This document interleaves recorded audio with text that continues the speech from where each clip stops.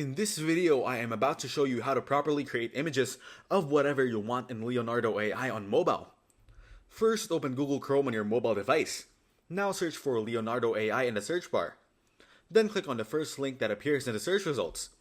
After that, tap on Get Started. Next, continue by signing in with your Google account. Here, choose the account you want to use and then tap on Continue. Now tap on Continue with Google once more to confirm. Once you're inside, tap on Image Creation. Now enter your username in the provided field. After that, select your interest from the options given. Then tap on Next. Next, choose the role that best describes you: enthusiast, professional, developer, or other. Once you've made your selection, tap Done. Here you'll need to accept the terms of service by tapping on Accept. Then tap Next a few times to move through the intro screens. Now type in a prompt describing the image you want to create. Finally, tap on Create, and after a few moments, your image will be ready to view. Thanks for watching. Don't forget to like and subscribe.